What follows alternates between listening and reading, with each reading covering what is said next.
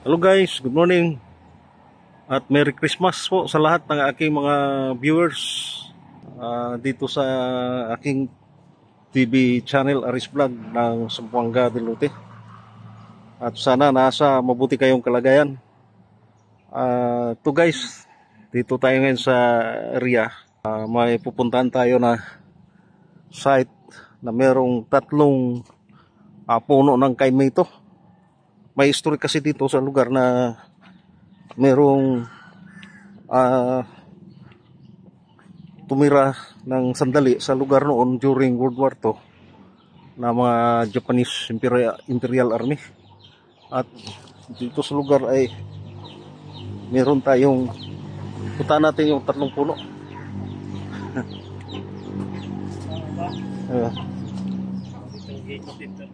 Oh. May tatlo kasing puno dyan. Sinabihan ako ng taga-bantay sa lupa dito sa area, o katiwala sa lupa dito, na mayroong tatlong puno dyan sa unahan na yan. At malapit kasi ito sa dagat. Siguro galing dyan sa puno nasa mga 200 meters sa shoreline. Kaya ang lugar na ito ay merong history na tumira ng sandali dito yung Japanese Imperial Army. Punta natin ito, yung tatlong puno na lumang puno ng kaimito. Malapit na tayo guys. At merong sabi ng kausap ko ay merong concrete na bilog dito na binalbag ng tao noon dito, na merong tubo sa gitna. At subukan natin lapitan kung tatlong puno ng kaimito dito sa lugar guys. Mga katits, malapit na tayo dito. Yan ang tatlong puno na yan, na puno ng kaimito. Na natin ito, may dito, concrete na bilog, at pinutol nila ng tao dito noon, na merong tubo sa gitna. Ito na pala, pero hindi naman ito yung deep well na ginawa. Iba kasi ito, bilog siya. Ayan, lapit pala ito sa itong lumang puno ng kaimito. Ayan, nakatirik. Taas yung niya, tindig. At yan din, pangatlo yung doon sa unahan. Naka triangle ito guys, na malapit ito sa lumang bilog na concrete. Ayan, pinutol pala ito ng mga tao dito noon. Ayan ito, pinutol. Dito pa yung bilog niya, kasama ito. So ito daw noon ay sabi ng anak ng live winter, yung live winter kasi namatay na, ang anak na lang yung naiwan, ay nakatindig ito dito noon, na meron daw itong marka na di nila maintindihan. So yan ang niya,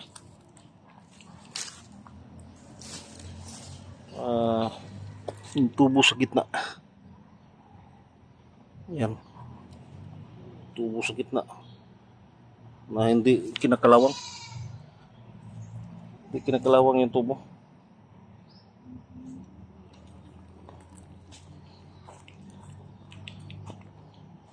At ito yung ano niya, parang ah, kasama siguro ito doon sa bilog. Ayan, bilog na concrete na semento. So dito noon daw ay ilang buwan daw dito nakatira yung Japanese Imperial Army ito sa lugar. Kaya mayroong mga ano dito, history sa lugar na kagaya nito, itong tatlong puno ng kaimito na lumang puno ay dito daw sila noon katira. So yung pangatlo, yung sa unahan na yan, bali tatlo ito naka-triangle, puno ng kaimito, at malapit ito sa may lumang tubo na binalbag ng tao noon. So di natin alam ito guys, baka may may hidden treasure na tinago dito. Di lang natin alam kung saan dito yung exact location kasi wala tayong scanner. O baka itong tubo na ito, kasi nasa kasi sa Japanese code, kapag tubo ang makita mo ay meron daw connection ito doon sa ilalim. Baka ito pinutol lang. So yan ang niya, naputol na katawan ng bilog na bato. So, sabi ng live painter daw noon, yung ama ng kausap ko, ay daw ito, gawa daw ng sabi ng tatay niya, buhay pa noon, ay gawa daw ito ng Japanese Imperial Army dito sa lugar na noon ay tumira ng ilang buwan. At mayroong tatlong puno ng kaimito. Yan. At meron ding lumang dito, niyog. Parang victory yung niya. Yan yung puno na yan. Naka siya, parang victory yung niya. Yung posisyon niya. Ito yung lumang puno ng niyog. Malapit ito sa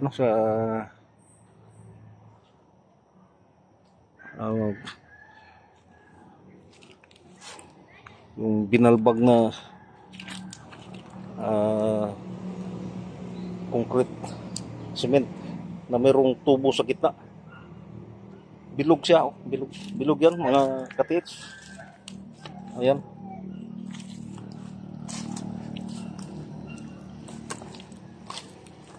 Yung gawa daw ito ng sabi ng live painter, nabuhay pa daw noon yung anak kong kausap.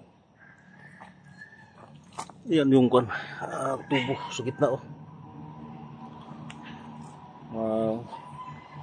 sobra tupit ata itong haba niya. At yung tindig niya, ayan, nasa mahigit 1 foot. May tubo sa gitna. Ayan guys.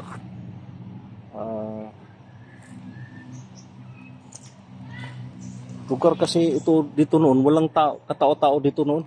Merong bahay dito ngayon ay kukunti lang. Ayan.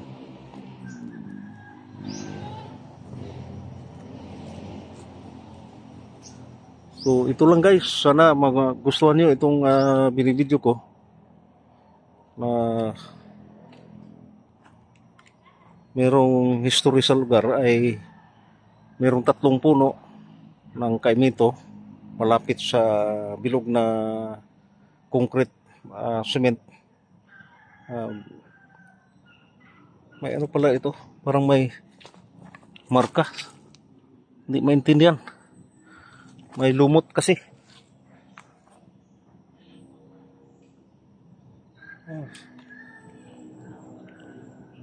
malapit ito sa puno guys ng puno ng kaimito. Yan ang dalawa. Isa doon sa unahan. Bali naka-triangle ito. Ano lang. Hindi natin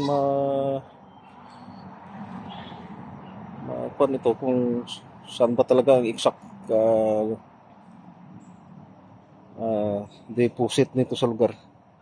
So ang ano lang dito yung tubo kasi may nakatingin ako dito noon sa sa Japanese code ay yung tubo doon sa baba niya ay doon naka may deposito.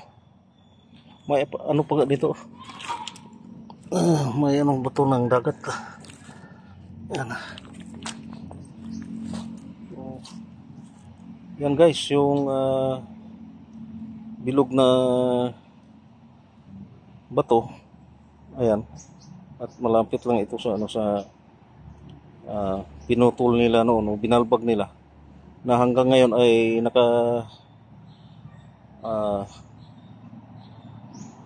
nakabaon pa rin yung tubo papunta sa ilalim. Siguro ang deposit dito ay nasa ilalim kasi yung tubo kasi sa Japanese code ay anong tawag dito, titanium tube, ay nakapoint yung tubo sa ilalim at nandun yung deposito. Parang ganun yung ano niya, yung ibig sabihin sa Japanese code. So ito guys, sana magustuhan nyo itong binibideo ko at paki-like and subscribe po sa aking TV channel Aris Vlog ng Zamboanga del Norte. At Merry Christmas po sa lahat. Sana may tayo, scanner. Kasi itong lugar na ito ay parang positive talaga. Dahil sa history ay meron tayong nakukuha na mga history sa anak ng live printer noon ay nung buhay pa yung ama niya. Kaya ito na lang ang niya sinabi sa akin. So salamat guys sa kunting oras sa panonood ng aking TV channel Aris Vlog ng Zamboanga del Norte. Salamat po.